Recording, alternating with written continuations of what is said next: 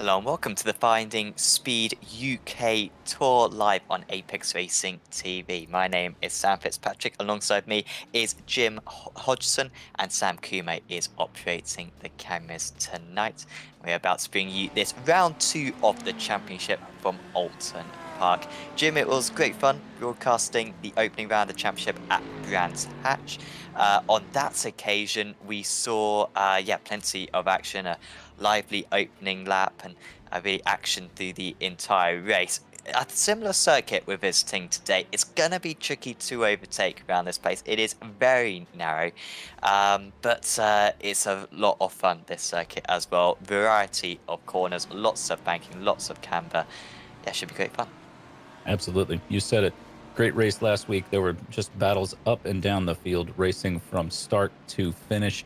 And, you also touched on the narrowness again, the number of turns on this circuit, just like there were on at Hatch. And we are really in for a show today. No question about that. Yeah, absolutely. The drivers are currently in their qualifying session, so they get about 20 minutes of qualifying, and we're just starting this qualifying session, so we're going to be able to bring you pretty much all of the action. And last time out, it was a really impressive performance from a number of the drivers, and particularly the Rose brothers and Billy Fletcher that meant to beat last time out, but the practice times do indicate a slightly closer order than what we saw at Brands Hatch, so hopefully it will be just as good. Of course, 1 hour race we are going to bring you tonight. A 1 pit stop is going to be needed during that race as well. And with a tricky to overtake circuit like this, I know it's a similar situation last time out. So really, we saw the majority strategy last time out, Jim, was just to go as far as you could. There were very few undercuts from drivers. It was pretty much, if you got clear air, stay out for as long as you possibly can, and there weren't any undercuts. So I guess it's going to be a similar story tonight, seeing that we've got so many drivers wants to gain on the grid. Yeah, absolutely right. I mean, I think the key is going to be to, first and foremost, stay out of trouble. As we saw last week. Certainly very easy to get a little bit of a punt off the circuit, and it's not the fastest way around by any means to be in the wall. But yeah, pit strategy will be interesting. Maybe this being the second race in the series, we'll see a little bit more consideration where pit strategy is concerned. Yeah, could see a little bit of variation. Of course, we've got some strong teams in this championship as well. A lot of team contingents out there. And they might try to back one another up. So it's currently Christian Wirtz, who I was getting confused with, because I think you had Alexandra Wirtz and then Christian Clean, and I thought they were like together. Slightly before my time, those two drivers. But yeah, I was somehow putting them together. So that was hence my confusion. But this is Christian Wirtz. Don't associate him with any F1 driver. He is his own man, and he's currently on pole position by 0.2 of a second. And that early time probably going to be beaten. We did see practice times about a second faster than that, but that's at the moment not particularly strong. Now we've got the first of the Luxem 24 cars on pole position. It is Aaron Raisin. They're looking like the strongest team right now. They got a 1-2 last time out. It should have really been a 1-2-3, frankly, Jim. They are going to be tough to beat. Really, if you can beat any one of the three of them, then you're doing a good job. Absolutely. I wouldn't be surprised if I might just look into my crystal ball. Wouldn't be surprised to see Aaron Rose turn in an even faster lap than this 1:32.8 he's done so far. Just going by the sector times, a lot of purple sectors in that lap, but also a lot of green. I wouldn't be surprised to see those times come down even more over the course of this qualifying. Yeah, we should have another 7/10 available. I wonder if we could get the track conditions up on screen, the time of day, as the Coates actually just moves up in second place. They can see 70 degrees Fahrenheit, and it's about 20 past 2 in the afternoon, but it's quite cool out there. So it will get a little bit warmer, but you can see it's quite overcast. And yeah, it's quite reflective of right now. To be fair, 21st of November, the weather conditions out there in the UK, if you look up at the sky, it is not too different to that. It is a lot warmer, however, in Sim. 18 degrees would be a dream at this time of the year. But it still looks about right. So thanks to the organisers for including the time day, because it does require a bit of extra work. Lewis Rose goes to pole position, then straight away his brother Aaron Rose does beat him. So it's still a Luxem 24-1-2, and we are getting closer to that 32-1, which we saw in practice. Maybe still a little bit more potential to come, but that is pretty incredible that they're 3.5 tenths clear, 3 tenths clear of the rest of the order. You know, I'm absolutely loving these. I'm loving the camera angles that we're looking at here on today's stream, just because you're able to see these cars, how hard they are flinging these cars around the track. You're seeing cars up on 2 wheels. I mean, this is thrilling stuff, and we're not even halfway through qualifying. Dinkle up into 6th position. So that is a good job from the Praxis Motorsports driver. We've also got Team Dusty Martini Racing in 3rd place. Building Coates is that car doing very well in 3rd position. So we see Peterson just run a little bit wide. That's going to be a 1x. And it is pretty easy to pick up 1x. I'm not sure how much experience you've got around this circuit, Jim, because until this season, when this circuit became free, we barely ever visited it. I could probably count on one hand the amount of broadcasts I'd covered over the course of the past 3 years around this place. So I don't know if you got much experience, but it is quite easy to pick up 1x's around the first couple of corners around this track. That's something that the drivers will have to think about as Rose goes to the top, and that is much more like it. 32.3 they're now down to. Well, personally, I never met a corner where I can't pick up a 1x, but that's just poor driving. This next one for Lancaster in particular, you can't, even if you got 2 wheels on the track, you will still pick one up. So Lancaster, I mean, you can go wider than what he did, but I think part of the reason why it was a little bit tight there was because of the dirt, and then it's not quite flat out this left-hander, and then you brake hard into this mega banked corner. It's remarkable how that's even allowed in real-life motorsport with the lack of runoff area there. You could have some pretty big shunts, but no concern about that in the sim. And then take a whole lot of curb, just unsettles the car a little bit there. Can be quite unpredictable. If you just take a slightly different line, that can be tricky. And then this may be one of the better overtaking opportunities. Drive it in deep. So much speed in these GT3 cars. We really do forget on the sim just how quick these machines are. It's pretty nice from Lancaster so far. He did set a personal best 2nd sector and 3rd sector.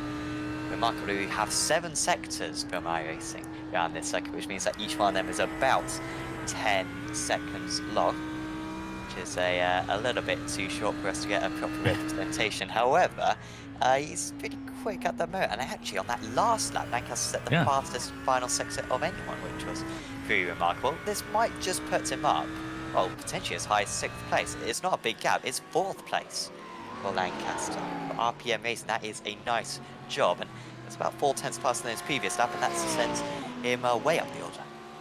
And he's gone purple yet again on Sector 7, I believe. He took 2 hundredths out of himself on to go purple in Sector 7 there. So he feels really good on the last little bit of the circuit there.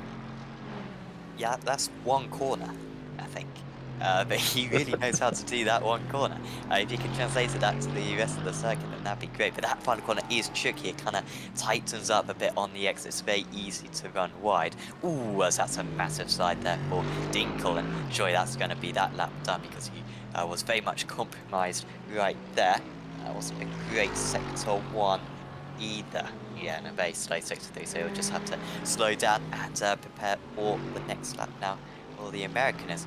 O'Donnell Lyons moves up into 5th position, so still a little bit of movement. No one getting close though to Aaron Rose in pole position. Fletcher, though, moving himself up into 2nd place, so it's looking like we might have a repeat of the sharp end of the field from last week. The Roses and Fletcher battling it out. 1, 2, and 4 last time out. Who was that just moving up? Was that Tapie? As Billy Fletcher improves, but barely.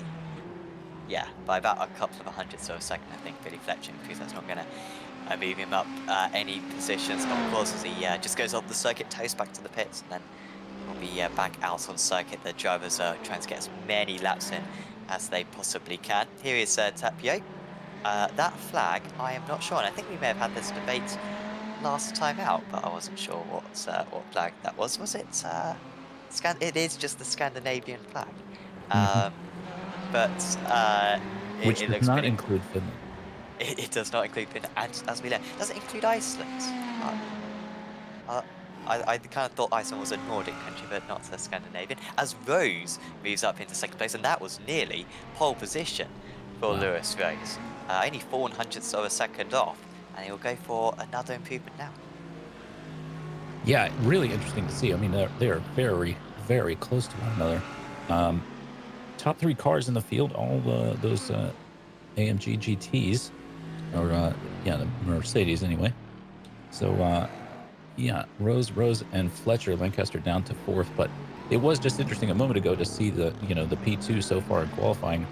3/10 adrift of the fastest time, but no longer the case. Oh, there's a small situation in the middle of the track there. The car just asking to be T-boned. Yeah, do not lift though when you see that. Trant's just slowing down to that, and oh no, he's turning back to the pits. Trant's a really disappointing qualifying so far. He was up in fourth position, I think, in practice. He's not got close though to his practice time. I think he's about a second slower than what he managed to do in practice. So you can see how close it is. He just needs to improve by 3/10, and he might be on the second row of the grid.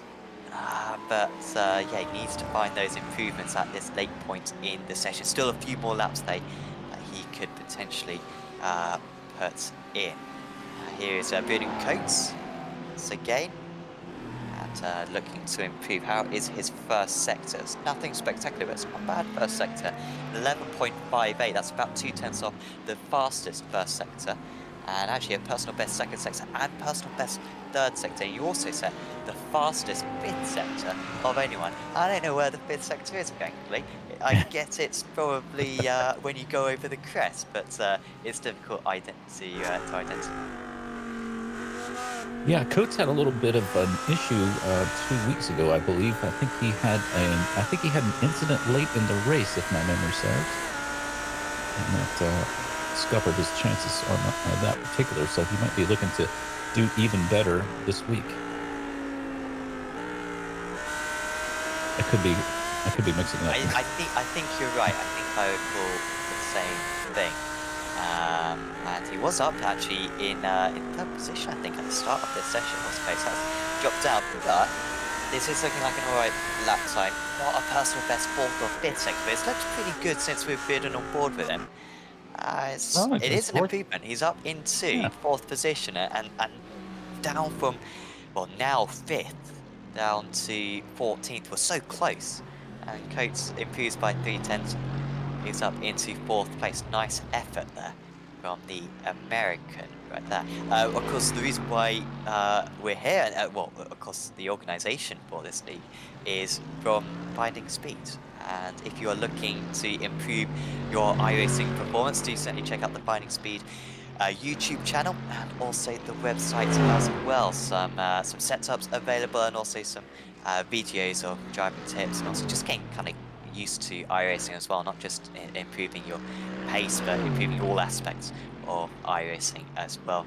It can be difficult to get your head around. I certainly know I could use a few tips, so certainly do check out Finding Speed if you want to improve your performance in iRacing.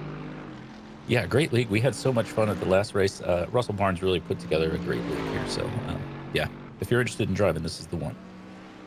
And hopefully we'll see Russell out on circuit. He doesn't do qualifying. He doesn't want to interfere with the championship battle. It is a little bit of a shame, because I think if it weren't for that, I think he'd be certainly a solid top 10 driver, maybe even a top 5 driver. And probably mixing it for podiums, maybe even race wins. So it is a little bit of a shame that he doesn't want to do qualifying, but it is possibly the wise thing. So we've got Guillem, one of the few Australians two Australians out here tonight. No, it is the three again. We've got Callum Pratt and also Max Christiansen also Yeah, taking part tonight as 3M approaches the line and stays in port. I think Guillaume is a shoe in for the best wheel color. Uh, I'm not sure if we're offering anything for that, but just to go back to what you're saying, yeah, Barnes, great driver. I mean, we saw him climb the results 2 weeks ago. I think he took something like 12, 13 places, started at the back of the field and just rocketed through traffic. So, yeah, he's but just a very giving guy. He's trying to put together something that benefits everybody. I'm sure he has other opportunities to drive in anger, so to speak. But yeah, we appreciate his effort. Yeah, many of the drivers, of course, will be using his setups as well. They are very competitive on, certainly a good platform for these drivers to be running on. Nathan Richardson for RPM Racing, his teammates. Robert Lancaster is doing very well in fourth place. Can Richardson get anywhere near that? Around the final corner. 19th place before, and it is still 19th place. Maybe that was just an outlap, to be fair. And then, no, I think that was a proper lap, but going for it again, trying to edge out any time that he possibly can to move into the last 2 and a bit minutes of the session. Here's Mark Trent.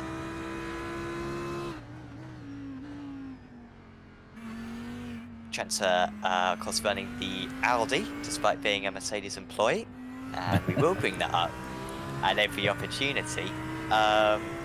So, yeah, if any of his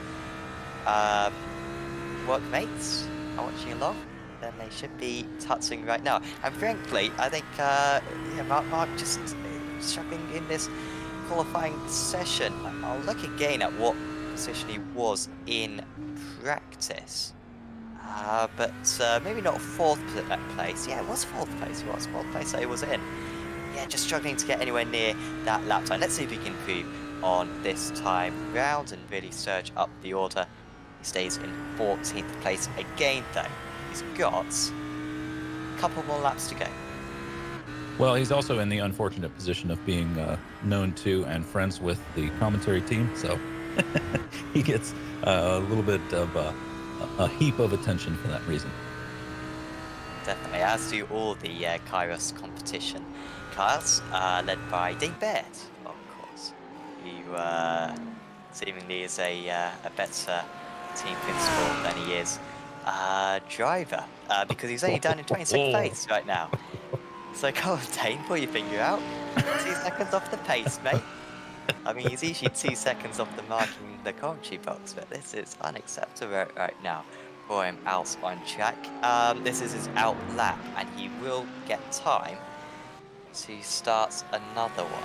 Aaron Rose, by the way, has put in more laps in this qualifying session than anyone else. He's done 12 laps, so he must just be putting a load of fuel in and doing probably 4 or 5 laps at a go, whilst other drivers will just be doing a couple of laps and then getting a new set of tyres on.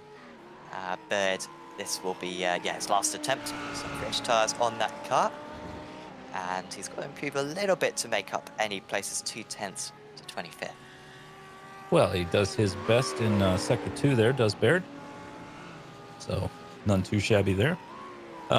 Listeners, or viewers rather, one of the most enjoyable things about this series is listening to the drivers that we know have a little chat with us after the fact and respond to the things that got said during the broadcast. It's good times. Absolutely, they took it personally, to say the least. Thanks to them for turning up, because they were hanging their heads in shame.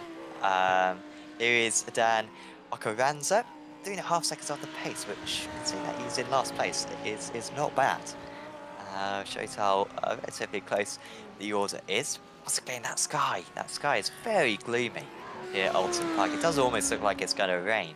But, if only that was a possibility, because the new build for iRacing is coming out in the next few weeks, maybe 4 weeks away, I believe. So not too far away. as I think Van Nylen just moved up into 8th position. Okaranza is not going to improve. What did Dame Baird do on that last lap? He moved up to 23rd. He was in 26th. He moves up to 23rd, improves by a few tenths of a second, gets into the 33. So that's a little bit more like it. He's not far behind his teammates, Mark Transer. Actually, yeah, still about 9 positions, but maybe a good start. He could get himself within range. And Sonori about to pitch the line, 2.8 seconds off the pace, and he remains that far back, maybe just an outlap. And of course, he cannot start another lap because the checker flag is out. And it's kind of a similar story. Jim, it's Luxem at the top, looking out 1, 2, and 3 once again. Absolutely. I think we're going to have the same program as 2 weeks ago. There's going to be plenty of racing up and down the timing tower. There's going to be more to enjoy than we can even see because there's going to be so much action. I can't wait. Looking forward to it very much. Apologies to any delays that we've had on the Finding Speed YouTube channel. I don't know if we have had any delays, but hopefully the stream is coming to you well now, and certainly in time for the race coming up. As it ticks over, and we can go through grids for this round 2 of this UK tour. We're visiting 5 circuits. This is the second one, Oulton Park tonight. It's Aaron Rose on pole position, just about beats his brother Lewis by 4/100ths of a second. Billy Fletcher lines up in 3rd place. Then it's Robert Lancaster, top of the non-Luxem 24 cars. Then it's Braden Coates, Ole Pedersen, Christian Furtz, Stein Van Nylen, EJ O'Donnell Lines, Adam Grooves, Chris Tapier, and John Dinkle in 12th. Then it says Jim McIntosh, Mark Tranter, watch out for him, Chris Guayam, Jack Knight, Callum Pratt, Nick Caber-Sendru, Nathan Richardson, Benjamin Warburton, Aaron Lord, Harry Weir, Dane Baird, Igor Bembick, Max Christiansen, Luke Davis, Matt Jackson, Paolo Antonori, John McLennan, Dan Okaranza, and then it is Alexander Roggenbuck, Russell Barnes, Emil Winbo, and Tom Hutchins. Watch out for Winbo as well. Don't know why he's not taking the start, Winbo. Because he qualified well, certainly last week, or 2 weeks ago. Not sure if he got a particularly good result, but he is quite fast for Kaios. All the Kaios drivers, a little bit lower down than what you would expect. Just got Stein Van Buell and Hay Weir to get onto the grid. And we've still got 20 seconds for those to get on the grid in just a moment. But can we expect too much movement off the line? Do you think that maybe Lewis Rose is going to have a good chance on this start, or do you think just the layout of this circuit means that overtaking will be tricky even on the first lap? Well, you said it. I think overtaking is going to be tricky, but having said that, I would very much expect to see a lot of action in the midfield during the start, even though we have a rolling start here, so maybe a little bit safer than a standing start. But I would certainly expect to see some comings together, shall we say, on lap 1. Yeah, we broadcasted AOSC rounds here not too long ago, and we had to have a safety car on the opening lap, so hopefully we don't see that level of damage this time. But over 30 cars on the grid. Round 2 of the Finding Speed UK Tour is about to get underway. It's Aaron Rose and Lewis Rose from the pole position. And we are away racing for 1 hour of action. It's a very strong start for the Luxem 24 cars. Good start for Peterson as well, nearly get past Coates on the brakes into turn 1. I just had to hold back in the end, had the outside line, wasn't able to make it. So Van Nylen with a good start up on place. Also Grooves just behind him, up a couple of places as they navigate these first couple of corners before we head into the chicanes down the back straight. Paul start for Warburton, he's down about 10 places. Oh, and her car having a spin. Is that Warburton? I think that might be Matt Jackson actually. There he is, a long way off the circuit, almost cutting the entire track.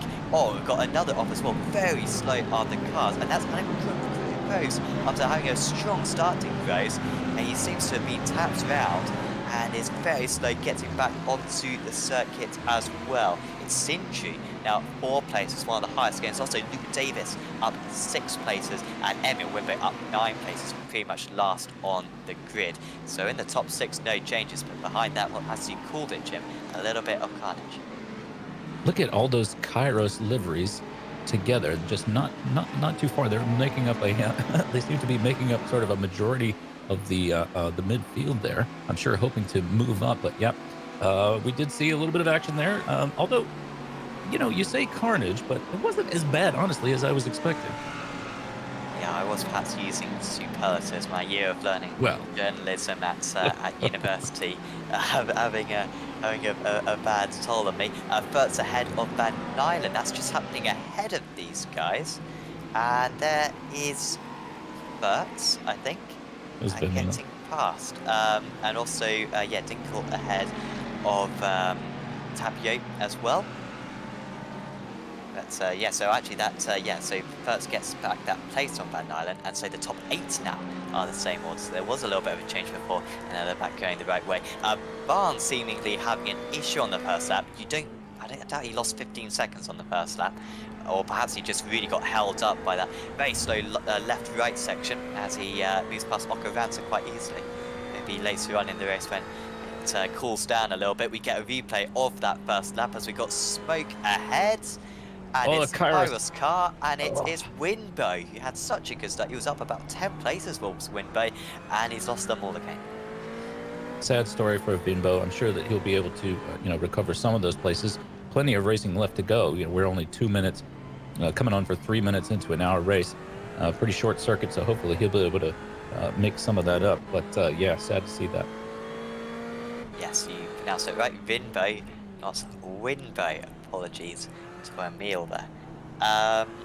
Russell Barnes up into 24th position though now, but you can see just from starting that up, he's lost 3 seconds on this lap to the leaders, and that's what happens when you are in the pack. The drivers are going to have to go to at least the 20-minute mark in order to get to the end of the race, so even if you got damage, you don't want to be pitting early on, you just want to survive really until you can make that pit stop, albeit an emergency pit stop won't cost you too much around the circuit, as the pit lane is one of the shortest we will visit all season long. In fact, Joe just coming out of the pits at the moment. I think that's Igor Bembic perhaps, or maybe Benjamin Warburton, who are just coming out of the pits and rejoining the circuit, as Russell Barnes has had an off. Oh dear. Maybe we shouldn't show this replay. This is just after we pulled away from him, wasn't it? Oh, behind the tree. Oh, just lost. Oh, mercy. Yep. Unfortunate. Easy to see. As it's pretty close for the lead. Lewis Rose is on the tail of his teammate. This isn't a draft circuit. I think I really needed to say that. So Donald Lyons just got past Tapio, by the way, for a 10th place. But yeah, Lewis Rose is right on the tail. Perhaps this final corner is a bit of a chance. I see very few overtakes at the first corner. Strangely, even though you probably got the longest flat out section before then. But then the kind of artificial chicanes, the chicanes marked out by the tyres are just so tight that it's very tricky to overtake. Bert's staying ahead. Sorry, Bert's has just got past Pedersen. Storming through the corners, Bert's. Look at him pull away. So he dropped 1 place on the start first, but he's gained it back and then gained another one. And also Van Nylen now getting past Pedersen, the Danish driver, dropping down slightly. Lots of green on the timing tower, or on the timing screen, meaning that the times are coming down and drivers are... Well, Van Nylen, sorry. No. Oh, he nearly drove into the racing line there and then thought better of it, as it was wise to do. Unfortunately. That was just going slightly offline, it seemed, maybe offering a little bit more room for... it was Pedersen, wasn't it, who he was trying to overtake and then just overheated the car. Massive shame there, and now it will be really interesting to see what Van Nylen can do to gain back places because most of the drivers who started out position, like Vinbo and like Russell Barnes, of course, unfortunately have kind of retired from this race or had significant problems so far in this race. So it'll be good to see how Van Dylen can overtake the slower cars ahead. Barnes is out on circuit, at least used his fast repair, but they get unlimited fast repairs in this series. But Barnes is now a full lap down on the race leaders. Well, you'll be delighted and perhaps surprised to learn that the man with the fastest time in Sector 7 is Robert Lancaster, who had the same during qualifying. So that he's just got that part of the circuit absolutely dialed, doesn't he? I mean, can we just visit that part of the circuit every season, is what he'll be saying. I recall many times the skeptics of the iRacing per car, or iRacing per car type, often joke, should we have iRacing per corner? I'm sure if Lancaster had iRacing per corner, he'd be 10k around that specific turn, because he's absolutely nailing it at the moment, and it's keeping him clear of Coates behind. He's in a comfortable 4th place, unable though to put much of an impression on the 3 leaders. Still Aaron Rose leading the way. That gap actually down to 2 tenths a second. I wonder if we could get shots of Aaron Rose, because he's having to actually defend. Oh, here we go. Lewis can't really overtake on the outside. I mean, you can barely fit 2 GT3 cars alongside one another, but Lewis Rose does have the advantage. And certainly when it comes to the pit stops, he will surely be willing to do something different in order to get the move. Tapia continues to drop down. He's down to 13th place now. Tapia was as high as 9th, I think, after the first lap. As here comes Rose. Again, really good launch. Now you can go around the outside here. And Rose will defend on the inside. And Lewis going all the way round. He'll have a better exit, but going into turn 1, will be his brother, who again has the advantage. He just about pulls ahead, does Lewis Rose. Is he going to go for this one? Aaron down the inside again, and he stays ahead. That was good racing from the 2 of them. Once again, though, Lewis pulls alongside. This could be disastrous for the teammates if this went wrong. So far, they're treating each other with a lot of respect, and into this part of the circuit, it's near on impossible to overtake. Some very gentlemanly driving there between the teammates, and not to mention family members, of course. If that were somebody not on your team, I think we would have seen a little bit more elbows out sort of style of attempted passes. But yeah, plenty of racing room left, and some great racing on track. He really seems to have an advantage on all of these corners, does Lewis Rose. I'm surprised that Aaron managed to get pole position, because there seems to be quite a pace advantage. And even though it is tricky to overtake around the second, as I keep on banging on about, you kind of feel like it's almost inevitable at this point. The fact that we're only 8 minutes in, the fact that he managed to even get alongside Lewis Rose, really is showing his competitiveness. Yeah, I've heard it said that you never drive faster than when you're in 2nd place. If you're leading the race, why push? All you're doing is using up tires. So Lewis might have a little bit more of an imperative to try to get around, as we see him have another little look here on the outside. Unfortunate for him in terms of track position, but he'll get it back shortly. But yeah, if you're leading the race, no real reason to push. You could well be right, and if you can save a little bit of fuel as well, that can be very useful when it comes to your pit stop. But I think it's a little bit closer than what he would like. Lewis not letting him off whatsoever. Billy Fletcher just watching this a little bit from afar. He's not going to get involved in this one. He will let these guys clash, and if anything, I think it might be worth Billy just sitting even further back, save a little bit of fuel. Although, of course, if he can stick in the draft of the 2 cars, that might help you. Lancaster still isn't lapping much faster than these guys. Maybe he's got a quarter of a second on these guys whilst they're fighting, but that is the pace of the Lux Sim cars, that they can be alongside for a third of the lap and still have the pace advantage on the next quickest car. They are really a class act in this series. Lewis Rose does just have to relinquish his attack on his brother for a little bit, and he'll have to recoup and come back again. They must have really put in some time on this circuit to have it dialed the way they do. The 3 of them, sharing tips with one another, setups and whatnot like that, as you would with, in any sort of team situation. That's the the compelling reason to have a team, but they, as you say, really are showing themselves to be the class of the field. I wonder how it will look when they start to catch the back markers, which should be, well, it should be a little while yet, but that could certainly throw a monkey wrench into the works. Yeah, that'll be great to see. Brands Hatch, we had a little bit of it, but of course Brands Hatch is a slightly longer lap. I'm not sure. Maybe they're quite even, to be fair. I know in an F1 car you can go sub 1 minute around Brands Hatch, so it's probably similar lap distances, even though this circuit doesn't feel particularly long. But plenty of corners still to negotiate. We had Sinji versus Trenta alongside for a little bit. Trenta up 3 places, Sinji up 8 places.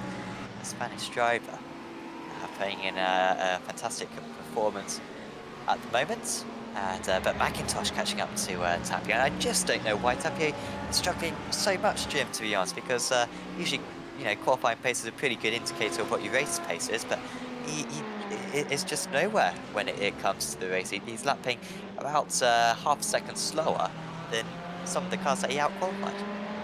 Yeah, I mean, plenty of factors to factor into that. As you well know, it's there's sort of the mental aspect of whether you feel. I mean, being able to fling the car around once is a very different thing from being able to have that pace for an hour.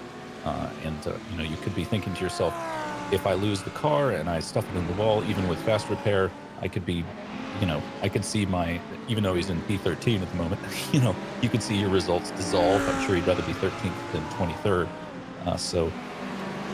Psychological effect maybe, just letting things develop ahead where he is in P13. There's still plenty of opportunity for a, upper midfield, well, I don't want to use an off-color word, but there could be a sizable problem.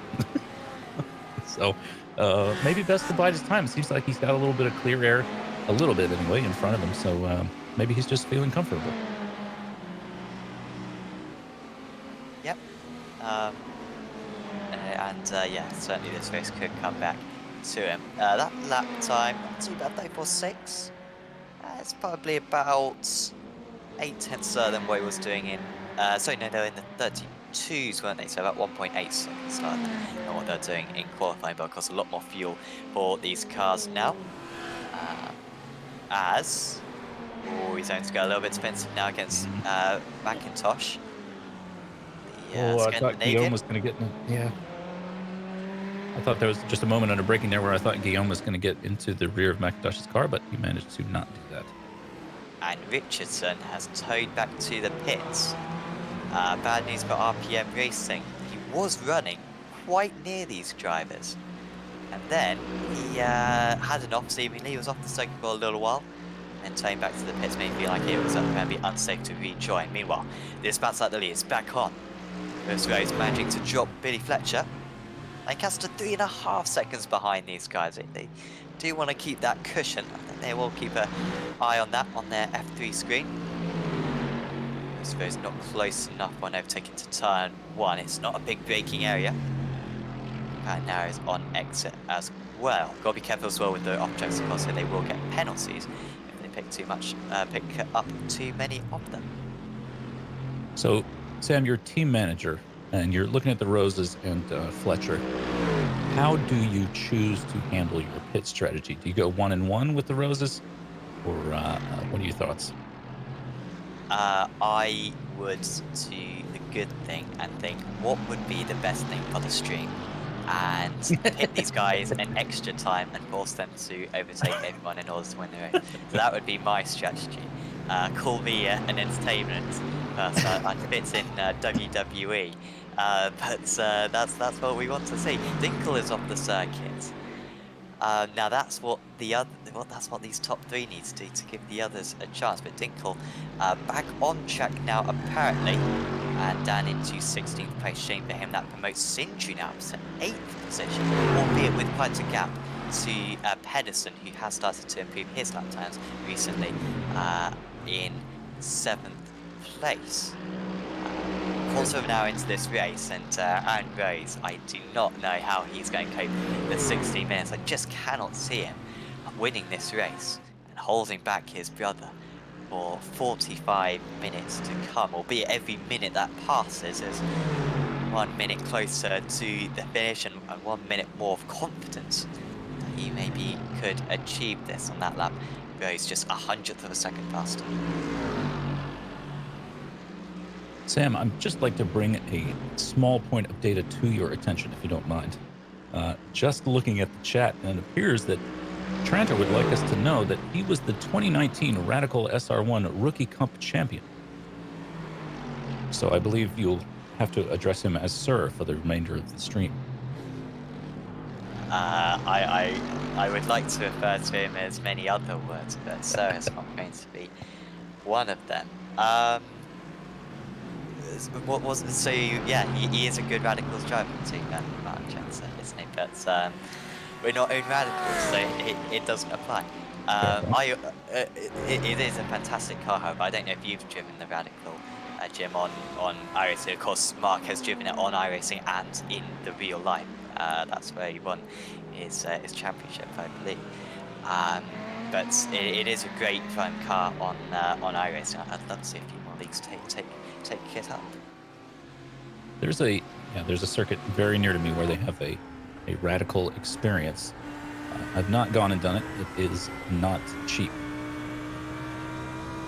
Is it Road Atlanta any chance, or is it a different circuit? It's Atlanta Motorsports Park, so pretty close to Road Atlanta, but no, they do like a Radical racing driver training days, and they have 15, 20 Radicals on track. It's a Herman Tilke track, so you can probably imagine what it looks like, but it's also pretty narrow, so not a great racing course, but very good for track days and enjoying sports cars and the like.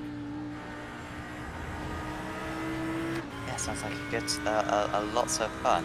As Mark just picks up a little bit of an off-track, you can see the drivers down the order all picking up a little bit of an off-track, I think, as they go through turn one. Our off-track system is slightly different to what iRacing's is.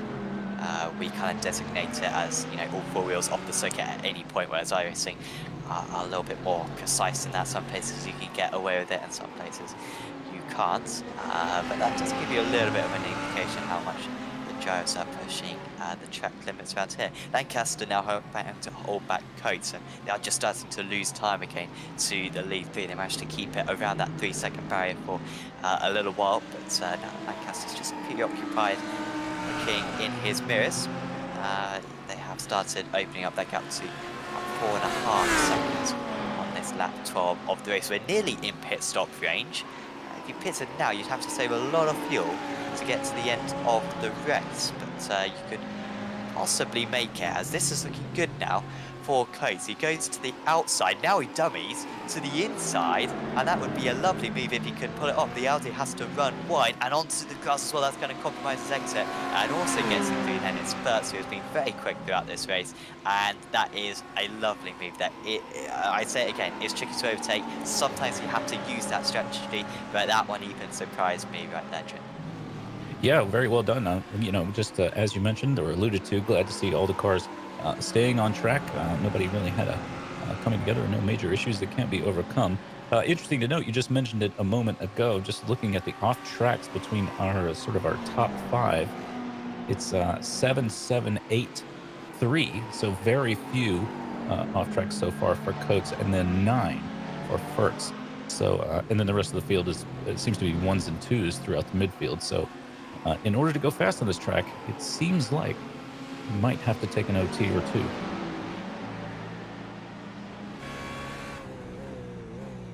With the leaders at 7 and 8 at this point in the race, that could become a factor later on if they're not a little bit more careful. Well, are you reading that? Are you reading our off tracks? I think, which are a little bit different from iRacing off tracks. So it's a decent representation. But they might not be on that precise. Also, the two rows, that got down below a 10th of a second at one point between the two rows, so it's just opened up once again. But yeah, they are going to push it. And I mean, like I said in qualifying, I mean, going through the turn 3, like the downhill left-hander, you can gain 2 tenths. As you're saying, to gain the extra pace, you do have to pick up the 1 exit. You can gain 2 tenths by just extending the track slightly there. It's not quite spa levels like the Blanchimont that you can gain a lot of time, but still is an advantage. So you do have to be very disciplined in order to avoid that. Knight is into the pit. There's some good pace for Jack Knight, actually. I'm surprised that he's come into the pits. He was up 5 places from his start, I believe. And he risks coming out into a bit of traffic. We're expecting maybe 20 seconds worth of fuel to go in. Still stationing 16 seconds worth of fuel, and that's probably what we'll see for the rest of the drivers. And he will come out into a little bit of traffic. He might catch up to some, but I think immediately he'll have a little bit of free air at least. Yeah, interesting to see Knight choose to pit at this point, just after you said the pit window is open. I think he had gotten up as high as ninth, like P9 or so, P10, but, anyway, sir, certainly losing a bit of position in the racing order by being in the pits. But he'll be our guinea pig, I think. We'll see how he looks when he comes back out with some tires and fuel, if he took tires. Yeah, I don't think he took tires. 16 seconds, and usually the tires are taken separately from the fuel. It would be interesting though if they could take them simultaneously. They're only losing 10 seconds. It would be a tight call, which would be best. Aaron Rose, once again, all mirrors. He's starting to learn though where to put that car. I am waiting for Lewis Rose to do that dummy as we saw Coates do so successfully into the final corner. It might take something like that. And actually Coates has started to close the gap since he got up into 4th position. The gap's maybe he's just maintained the gap at about 4.5 seconds as he just opens up as again a little bit as well.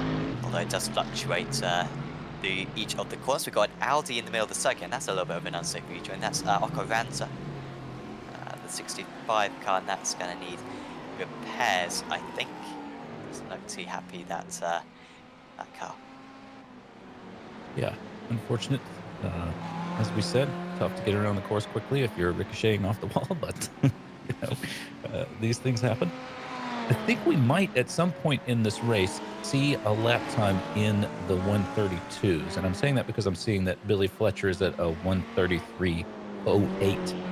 So certainly possible at some point we see those times come down. You would expect to see it now, wouldn't you, just before he pits, as the track is getting, rubbered in, the car's getting a little bit lighter.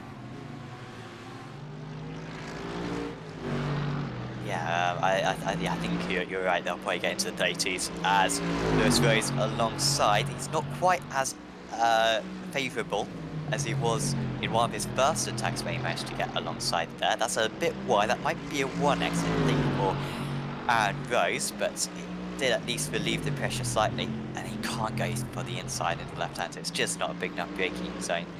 And then you get into this part, and the left and the right and the chicane. All can't be overtaken no matter how fast you are.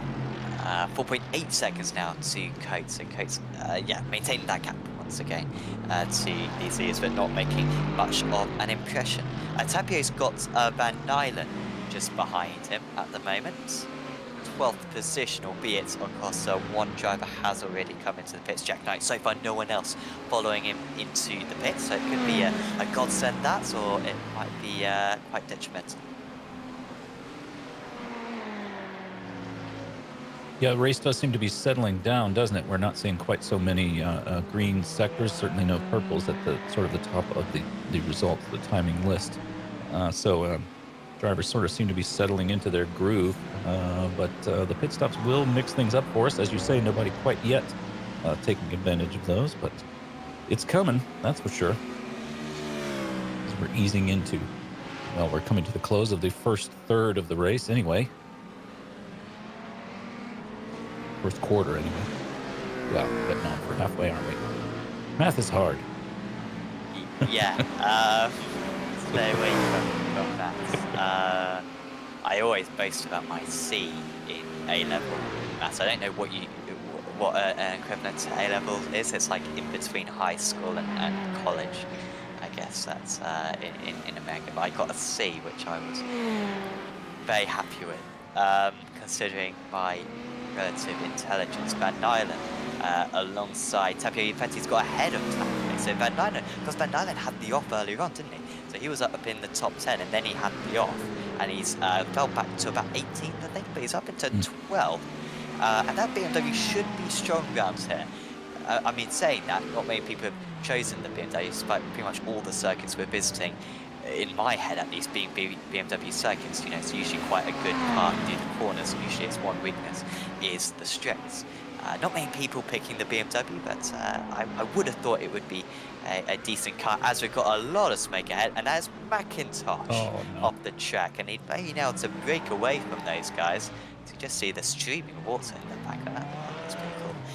Fortunately, he didn't end up in the pond, but McIntosh down to 17th now, behind Dane Bed. Yeah, unfortunate for McIntosh. But these things will happen. I mean, as you were just saying, Van Dalen had a very, you described it as an off, but it was a little bit more than that. I mean, he, but to see him fighting back as the race goes on gives me hope for McIntosh. You can do it, man. Yeah, RPM having an up and down day. A couple of their drivers have made mistakes. They had one of their drivers towed back to the pits earlier on, I believe. Was that? Not sure. But I thought one of their drivers went off. Maybe I was imagining it. Sinju is ahead of... No, sorry, that's just Sinju glitching in and out, sorry. Because his connection has been a little bit iffy as the Spaniard. You can see him just occasionally growing up, but he's still in 8th position. Guillaume into the pits, and also McIntosh as well into the pits. Maybe just fixing that damage, I guess, they picked up. Yeah, interesting to see. Well, if I'm reading this correctly, Vinbo has got himself 21 places so far in the race, currently running in P12, and started at the back of the pack, if I'm not mistaken. So to see him in P12 so far, that's a substantial climb through the ranking. I know how he's done that, because he gained a bunch of places, didn't he, at start, but then he had an off, I think, on lap 2 or 3, and lost them all again. And he's still been able to get back up to 12th place in his head of Tapia. So that is very impressive.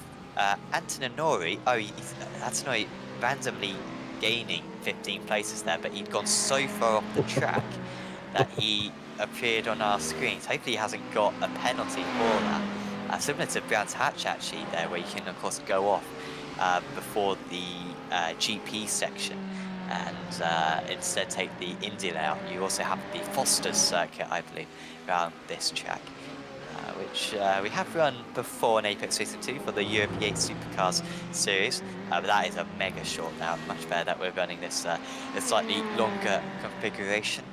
But yeah, nearly popping up on our timer screens there, as Sinju is now into the pits. He's had a great race so far. Indeed he has. As I recall, he might have had an incident late in the race 2 weeks ago, so he'll probably be doing his best to sort of mind his P's and Q's so he can hang on to those good results.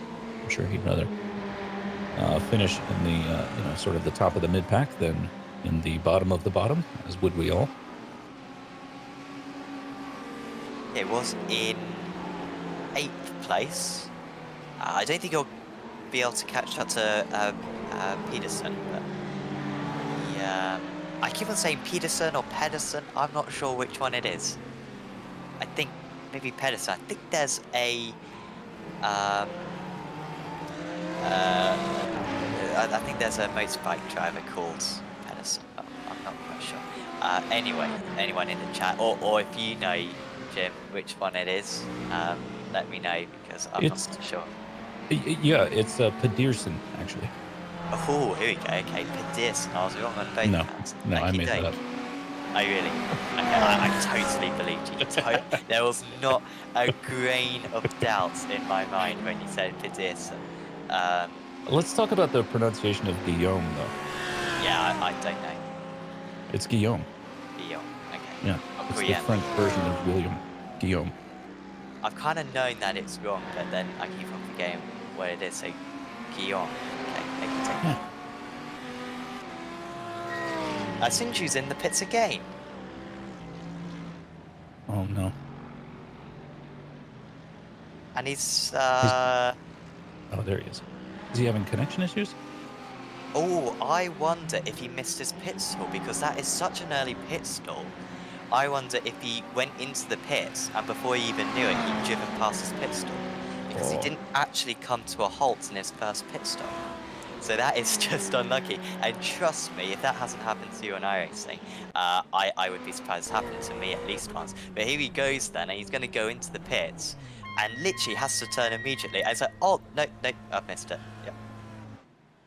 unfortunate, but that is what this league is all about. It's about having fun, racing with some folks, learning a little bit. So, um, unfortunate for Senju, but it's not as though he's, it's I don't know how to say it in a charitable way, but that's kind of what we're here to do is have some fun and sort of get our ducks in a row.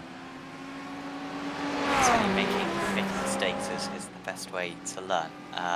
And yeah, I've done that before, but that is tricky because you pretty much got your pit stall on the weighing scales. I mean, this isn't a long pit lane, and so iRacing have to cram in as many as they can. And then on top of that, you share the pit stalls. Mhm. So it is really tricky. And so in fact, I think we're limited to 44 cars around this place. I think Donington has 52. So even with shared pit stalls, you still only got 44, which is a little bit annoying because it'd be cool to have 60 cars around this place. But there it is. It would be quite a race. That really would be. Another place I'd really like to see the pit stalls being changed is Suzuka. Have the West circuit. So you've got the East circuit, which is used quite a bit with the S's, but then the East circuit is actually really cool. I mean, every corner around Suzuka is sublime. But unfortunately, you basically can't run races at the East circuit because you've only got like 20 pit stalls. If that, I think it's probably more like 10 because the pit lane is so short, which is a little bit of a shame. Yeah, I'm sure that when they were designing the circuit to begin with, they never thought, well, we're going to need to fit 60 GT3 cars. Yeah.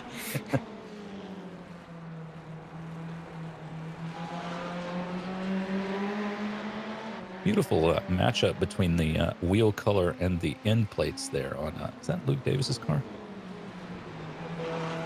Yeah, Matt Jackson's car.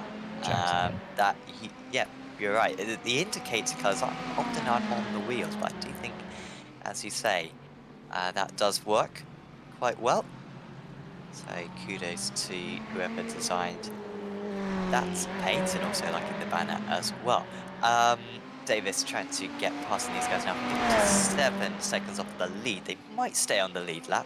I think they've got enough pace in order to do that. On that last lap, they were just over a second slower than the race leaders. If they keep that up, they will stay on the lead lap at the end of the event. Of course, Davis, behind them is Jack Knight, who is the leader of the drivers who have come into the pits. And this has worked quite well for Knight. I thought that he'd have to do a bit more overtaking than he's has had to done. But he's not really going to have to come across any cars. Obviously, he is running a bit more fuel than if he'd stayed out. And yeah, he's running a little bit more fuel. But I think it's all right for him. On that last lap, he did a 34.4. Before the pit stops, he was about 10. And his rivals are lapping a bit faster. Stein Van Nyland, actually, on that last lap, did a 33.7. So Knight needs to pick it up a little bit, or otherwise I think he might be down to maybe 12th or 13th when the pit stops are complete. Well, you make a fine point. I do think that the drivers sort of in this area, as you were just mentioning, Knight and so forth, are probably going to be able to stay ahead of the leaders and stay on the lead lap through the remainder of the race. But the leaders are now catching back markers, unless I'm very much mistaken. So we could see the Luxem team get some sort of randomness thrown into their lives, which I'm sure they'll handle with aplomb, as it were.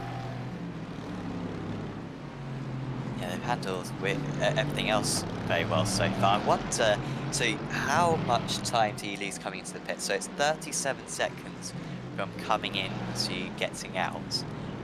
So you probably lose 30 seconds, don't you, coming into the pits, because obviously you still got to drive down the straight anyway, so it's not a complete loss. So the net loss is about 30 seconds. So if he came into the pits now, he would be right with Stein Van Nylen and Emil Windberg. So the pit stop, I think, for these top two isn't really possible unless they know something. I mean, if it's 28 seconds, then they can get ahead.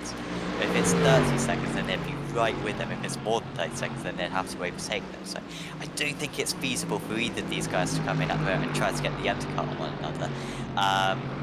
Just because of those other cars. But they might not know that. They might not know that those cars are there, and that's what would happen if they do come to the pits. Well, if you could get in and out before O'Donnell lines, then you'd have, it looks like you'd have a little bit of clear track up to Pedersen or Peterson. But yeah, I think you'd be, as you say, I think you'd be rolling the dice on that. Maybe now's not the time. That's Rose, and Rose alongside that almost was Lewis Rose getting ahead as Rose comes across a little bit dramatically there. I wasn't sure if he was completely clear. Has Bertz had a big issue? Bertz has had a big issue. For 5th place, he's been driving really well for Bertz after a poor start. Oh, no. Had to get back his starting position, and then has moved up since then. He's down to 7th now, which is back where he started. He lost a couple of places, and this is how it happened. He was chasing down Coates, he was chasing down Fletcher, was matching the race leaders for pace, was Bertz, and big old wiggle, and eventually signing off, but pretty fortunate not to hit the barrier. Yeah, it just looked like he lost the rear of the car under braking there into, I think that is Cascades, but underway again. I've just remembered Cascades is the name of a hole in our crazy golf course we visit. That's what I think of when I see Cascades. You can imagine what the hole is like. I think it's a leveled hole. Anyway, Well, thank you not asking me to golf. imagine golf. Christiansen is being caught up by the two brothers. I'm taking my advice and not coming into the pits. But as the others, well, of course, Bertz now might be a problem for them, mightn't he? Because he's now how far behind is Bertz? Oh, actually, he's well, Lancaster and Pedersen are into the pits. Bertz stays out, so Bertz is about 24 seconds behind, I think. 23 seconds behind. As we see, Pedersen into the pit. No one else in that area has come into the pit so far, so I don't think there'll be too much of a rush, but Pedersen just needs to make sure that he stays ahead of Lancaster. I think that is going to be the case. Yep, 10th place. He comes out of the pits. Pedersen in 11th, and O'Donnell lies just behind Dane Baird, who's yet to pit. Come on, Baird. Oh, transfer. Oh, no. Oh, and he's going to unsafely rejoin. And that was Van Nylen. He had very good pace, did Van Nylen. Now, has he pitted Van Nylen? No, he hasn't. So he'll be able to get back into the pits and won't lose that much time. Trying to get that car back underway. It might be best getting a boat back. As Lewis Rose takes the lead. He's ahead of his brother. And for the first time, he leads this race. And that is a pivotal moment for him, as there's issues for Kairos. There's a change for the lead. There's a change at Luxem as Rose comes into the pits, and I guess he's got to just to roll the dice. Yeah, I thought that might be the case. I thought that might be why Lewis had just taken over, because Aaron was slowing down to make sure that he made his pit entrance without getting any kind of a penalty or other issue. But it's always easy to say, yes, that's what I thought was going to happen after you've seen it occur.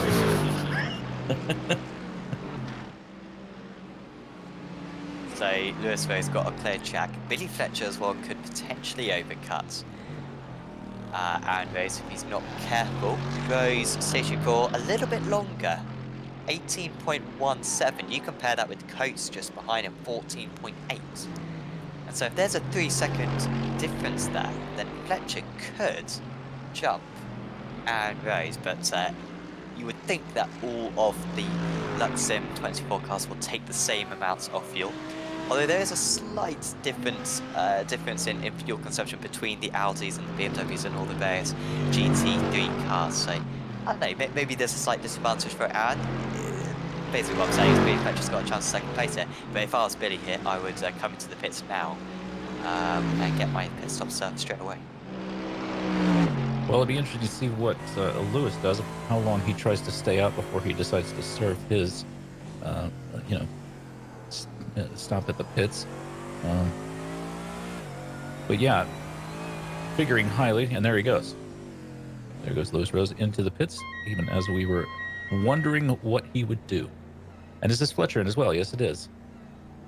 I wonder if this is just the limit of fuel as far as they can go.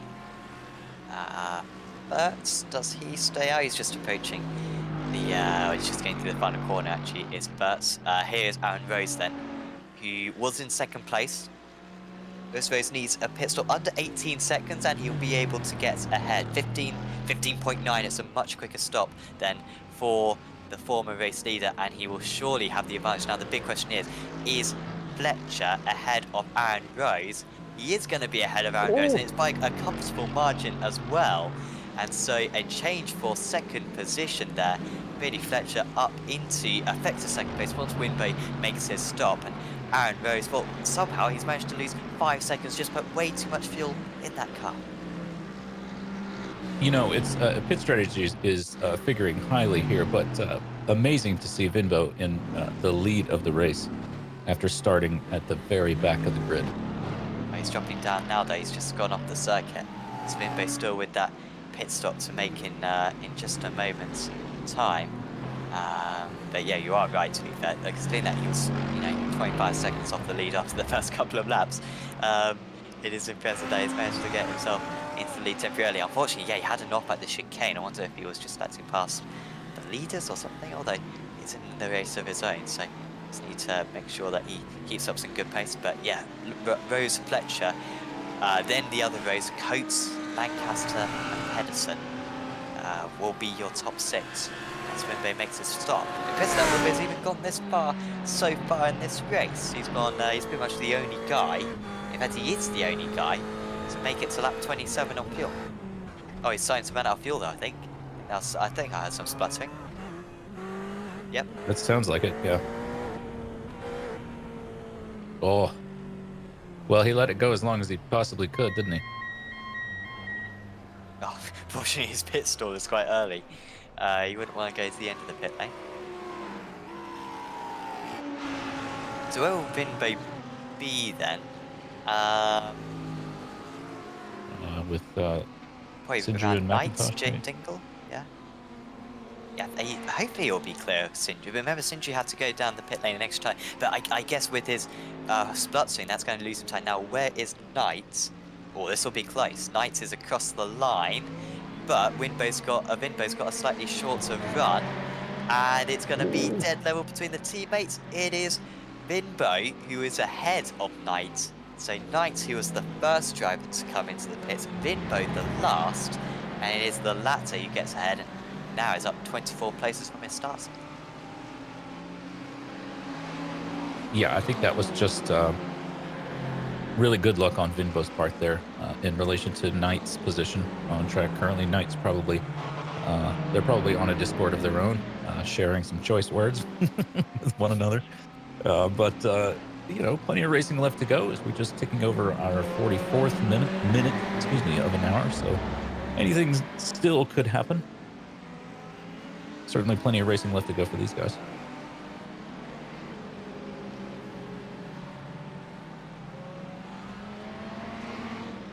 Yeah, Winbo's got 8 seconds to catch up to O'Donnell Lights. That will be tricky. In fact, it's 3 Kairos competition cars, 8th, 9th and 10th at the moment, albeit all with drastically different races so far. Of course, they will be racing in the Apex Racing League GT Championship tomorrow. Apex Racing League GT Team Championship.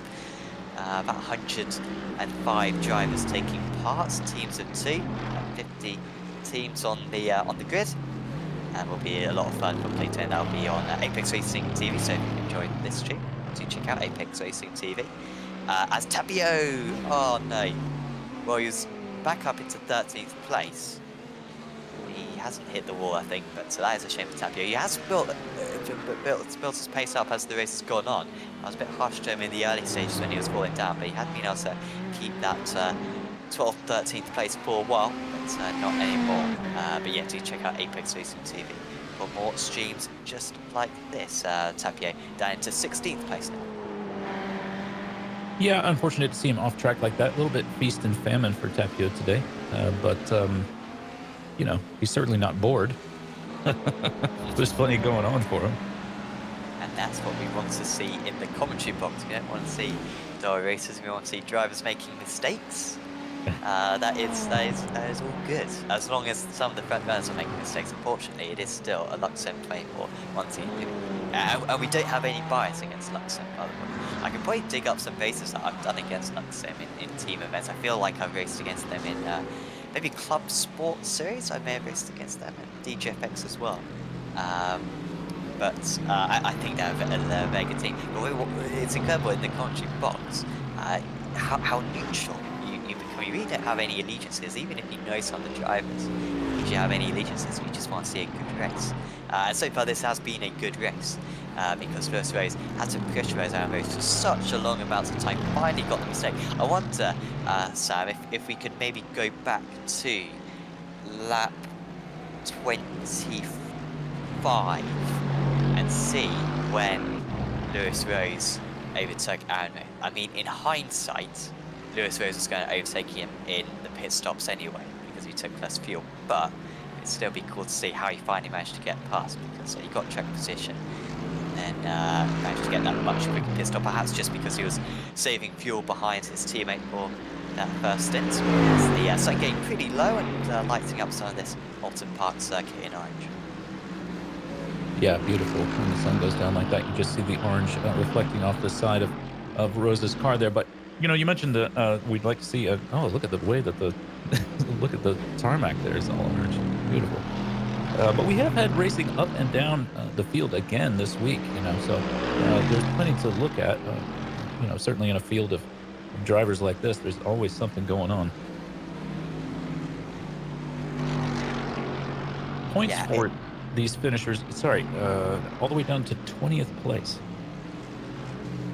Yeah, I think I mentioned at Grand Smash, that's quite a unique point system, but I'm quite supportive of it. In ARLTC, I think we'll change the point system for next season, but in that, if you win the race, you get 100 points. Even if you finish in, say, 55th, you still get like 30 points, which isn't great. I think it should kind of work that you get, if you finish like last, like 60th, which is the maximum amount of cars you can have on iRacing, you should only get like 1 point. So this series takes that turning into a little bit of an extreme when some person gets any points. But I think it's fair enough. No. Winbo. Oh no. And where even is that? That is an odd place to go off. That is at the start of the lap then. And that's very early in that corner. I don't know how he's done that. Did he have some contact with the number 23 car? Maybe. That could be a good shout. I mean, he was surrounded by his teammates, so I hope it wasn't with that. Oh, you're totally right. Yeah, good shout. Just looked like they were sort of both trying to get back up to speed together, so they...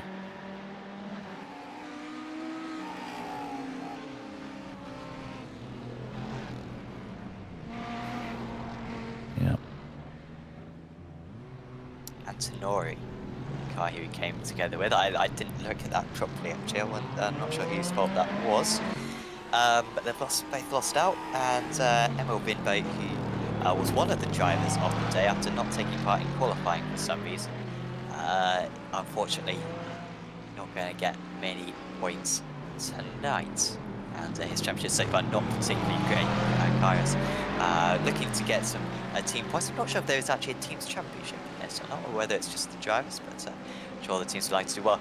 Pedersen is, as we see side by side, Davis getting past Christensen, but we'll have to turn our attention to Pedersen because he's down to 7th place, and he's gone off on that same corner. Yeah, you hate to see it, with 10 minutes to go in the race here, probably only 3, 4, or 5 laps, something like that to go. You hate to see somebody who's been performing well all day lose their results. Ooh, just dipping a wheel onto the grass. That's a slight lack of concentration. He's hit the wall quite hard, albeit square on, so he might be all right. The car number 1 there. I don't know what he's done to earn that number one. Van Dylen has had an issue, so it's all happening. Now, Van Dylen, of course, already having an issue when Tranter rejoined the circuit.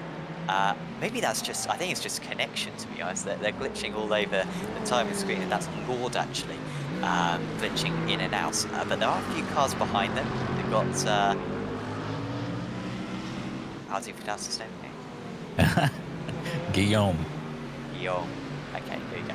Guillaume in 15. I'm sorry, I'm really sorry. I'm from Norfolk. We don't have, we're all called Smith and Jones here. Van Dylen behind him. So You've got your own ways of pronouncing things, don't you? yeah. It's not the nicest accent, but unfortunately I never picked it up. I was born better. Pedersen has come into the pits for repairs, I assume, but that hit didn't seem that bad. I mean, come pulled the rear end a little bit, but he's back out in 9th place, only lost 2 places due to that. O'Donnell Lines and Knight move up a place.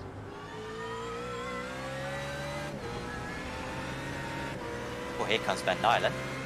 Yeah, strong exit there. He's not just looking. He's definitely gonna make it happen. He really had the pace coming out of the last turn there. Turn 17 onto the start-finish straight. Turn 17, you'll be delighted to know, is called Deer Leap. Deer Leap. Now that's not. I can't remember any crazy golf course holes called Deer Leap. So it's not quite like Cascade. I just remembered what Cascade is, I think. No, that's Plateau. It's really sad in my life. Anyway, Barnes in 22nd place. Sad to hear that. Yeah, sorry. I shouldn't say I was ashamed, but dearie me. Barnes in 22nd place. He's done well, considering they had to take back to the pits.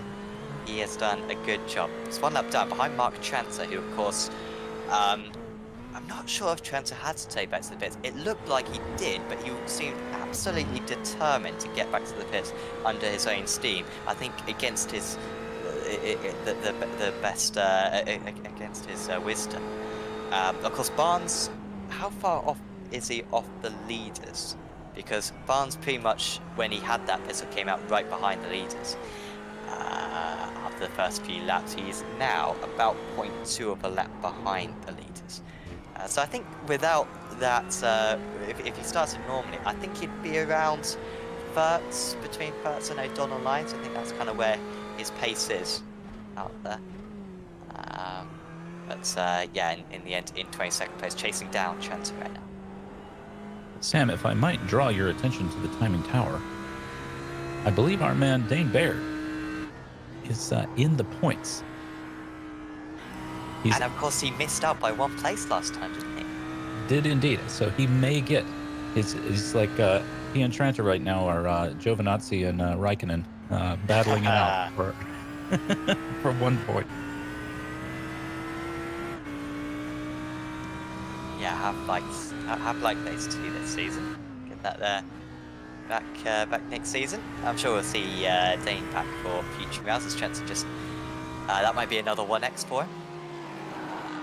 Unfortunately, it was asked on the YouTube stream who's got the most incidents. We can't tell you with any accuracy. We have our own system, but unfortunately, unless we're made admins in the session, we can't see the actual iRacing off track. So apologies for that one.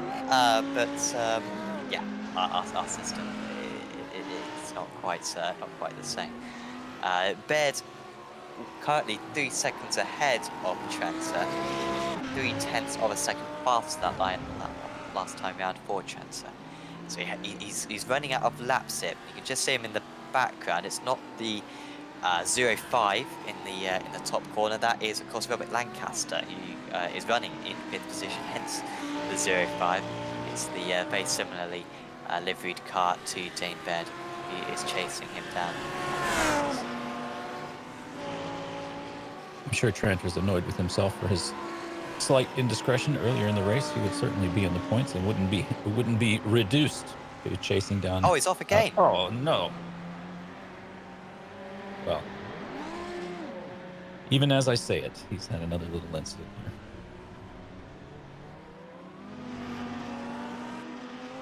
And he's down to 22nd now, so Barnes would be the next to inherit any points. And he now gets lapped by his teammates, O'Donnell Lyons, who he was battling with earlier on in the race. So frustrating day for Mark Chanter. But it's only a matter of time until he gets a top 5. Had a pretty good meeting last time around Brands Hedge, so at least he has those points up his sleeve. Pedersen, after his pit stop, came back out in 13th place. I wonder if he got past Lord on this lap. No, Pedersen just had another really bad lap. So I think he just had another off and he dropped another place to Tapie.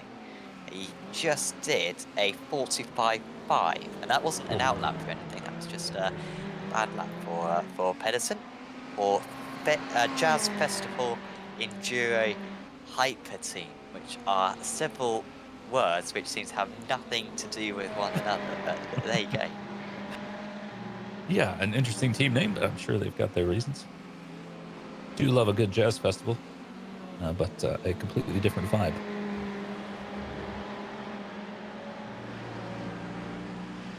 It's fair that Well, I don't know if how long you've been around in the sim racing world, Jim, but a lot of the teams pick the exact same name. So there's the famous Core Motorsports and Core Sim Sports, which are always the same, and even Apex as well. Of course, there's Apex ACT. Such a generic name. It's a really bad name. So credit to them for mixing it up.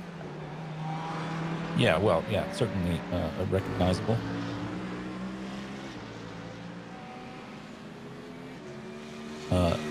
My racing team is called Cross-Threaded.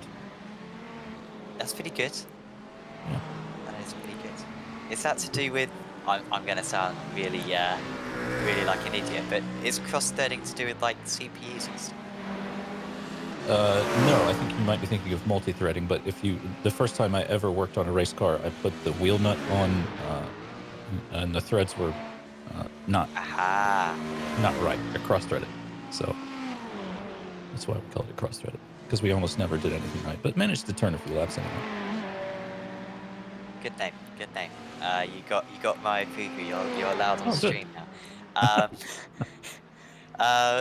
Very few battles going on at the moment. Has Pedersen just had another? Oh, no, he's alright.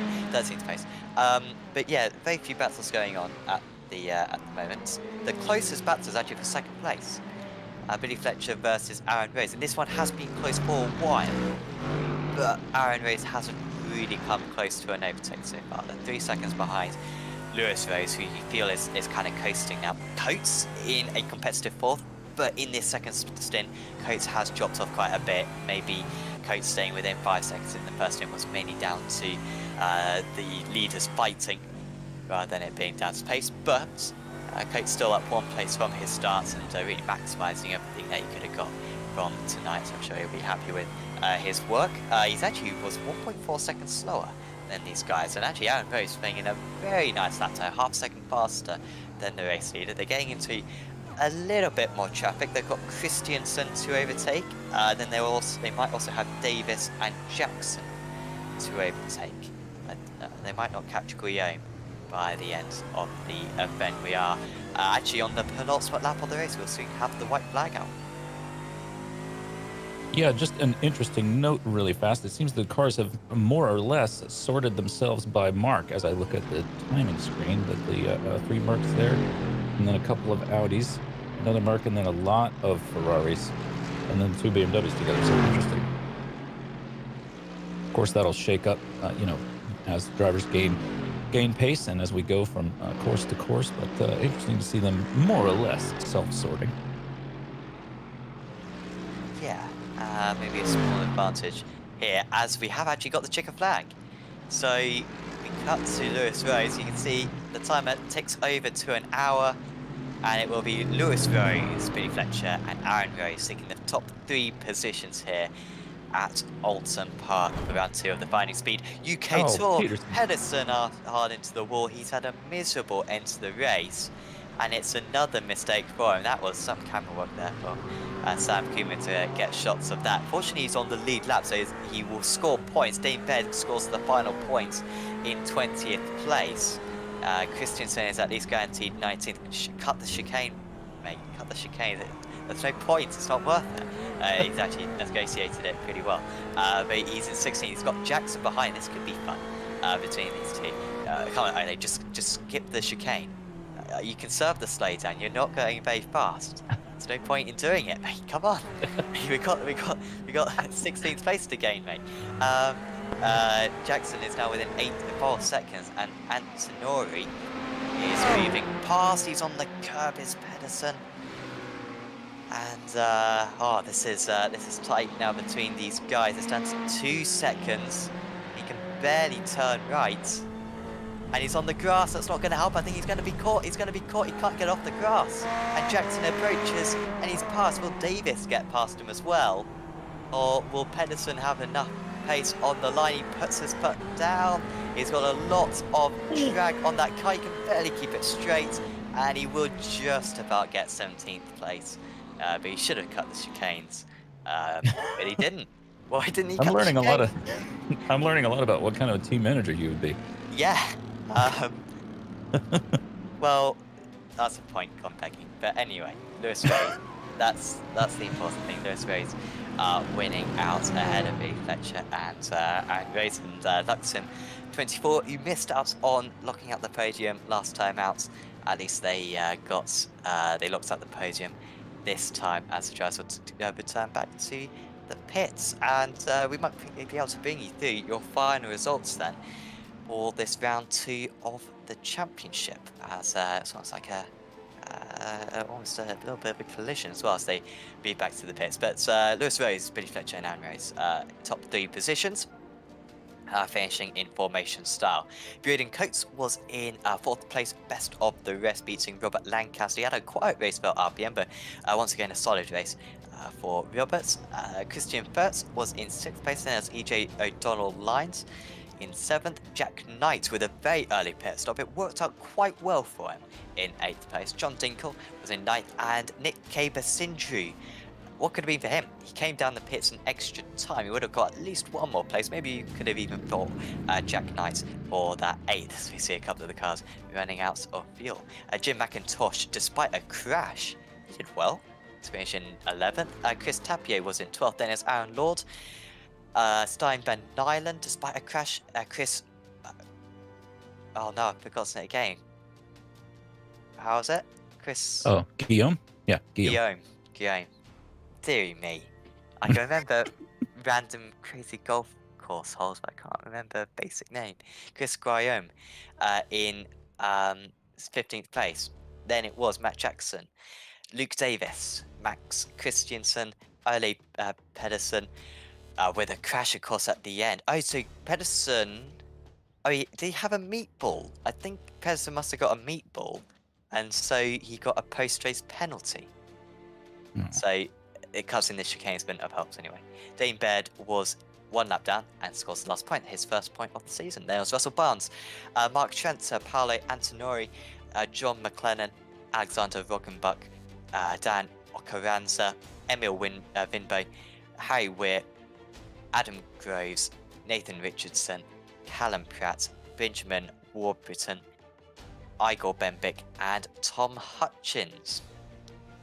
The top 20 there getting points. So a few drivers who are just 1 lap down, missing out, unfortunately.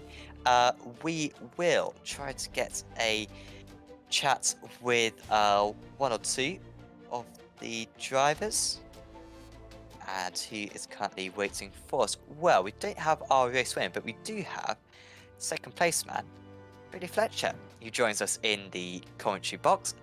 Congratulations, Billy, out there. That was a very good result for yourself. That was tight, though, between you and your teammates. I was a little bit concerned that the 2 Roses were going to come to blows and you were going to happily waltz through and beat them both. Was there a little bit of a part of you which was hoping for that as well? No, because obviously out of anybody, if I'm not going to win, I'd rather one of them 2 win. I did say to them at the start, said pull the gap, and then I'm happy for you 2 to race as hard as you want. And they did. We pulled the gap, and then they went at it and giving their due. They didn't hit each other once. They raced each other really well. It was really good fun for me to sit there and watch, actually. And it's nice to see two of my cars that competitive and being that fast at the front kind of thing. What was going on with the pit stop? Were you surprised just how long it took Aaron in his pit stop? Because he came into the pits about 2 seconds ahead of you, and he came out about 3 seconds behind. Well, they're both running the crew chief app, and I run JRT. So I had kind of prepped them before what they needed to take on for the pit stop, and obviously with Aaron being under severe pressure by Lewis for half an hour, he forgot to change his fuel down, so he took like an extra 10 litres on board, and that was that gap on me. And then I got slowed down about 10 minutes from the end while I was trying to chase Lewis, so that brought Aaron back onto me again. But when we got to the last lap, we kind of just said to each other, we'll leave it as this. I was happy with the result. And the added bonus is the guy in 4th place will most likely be running Luxian Paint at the next round as well. Braden is joining our team. Well, it's good news for you, but it's bad news for the rest of the order, because you've already been very dominant this season. You must be very pleased at Luxem, the fact that you've so far been able to really dominate the order. Yeah, it's been great. I mean, we all work really well together. As say, Lewis and Aaron are brothers. They actually race in real life together as well, and we just work well as a team. We kind of all have a similar driving style, so we don't have massive differences on the setup fronts, which is a massive bonus. And yeah, Aaron and Lewis are great guys to have on the team, and I'm glad I managed to snap them up when I did. And yeah, it's great to see them both at the front and winning, really. Definitely. What other series are you guys actually running at the moment? We also run in the CXR League. That's an extremely competitive league. I mean, you've got like 5, 6, 4. The top 10 are 3 to 4 KI raters above, and it's very, very strong league. We do race in that, and I'm hoping to enter a team into the World GTC as well when the new season starts. Awesome. Well, best of luck for that one. Billy, is there anyone you'd like to give a shout out to? Of course, the Luxem guys, Rob, Anthony, did a great job with supplying me what I need to run a well-run team. Obviously, you guys, Russell, putting on this great league, and yeah, fingers crossed we'll have another result next time, and hope to see you in the interview room again. Yes, looking forward to it. Billy, best of luck for round 3. Thank you very much. Billy Fletcher there, your runner-up for Luxem 24. Jim, I think we've got time for one more interview. Who would you like to have a chat with? Well, let's talk to Lewis, shall we? Lewis Rose, thank you so much for joining us, and congratulations on your performance there. We are a little bit short on time, but just wanted to speak with you for a quick moment. What were you feeling as you took over the lead of the race? It's a little bit unfortunate. I think Aaron had like a minor hardware issue, and it had been, like you probably saw it on the stream, it had been going on for a solid half an hour up to that point. It was probably the best battle I've had on iRacing since I've had it, to be honest. I mean, I'm on just an ultra-wide monitor, and at times it was like, I've got to guess where there's a width of a car to leave him when I'm going to go to the outside of the circuit. But yeah, it was so good to battle. And to be honest, after all of that, I'd have been happy to settle for P2. Well, after a battle like that is. Yeah, we were enjoying it here too, and just really enjoying watching you guys dicing it up on track, racing hard, but also giving each other a lot of respect. You were having a little look down the front straight there, lap after lap, but you guys really did a great job of respecting one another and keeping it clean. So thank you so much for that. Is there anybody you'd like to shout out?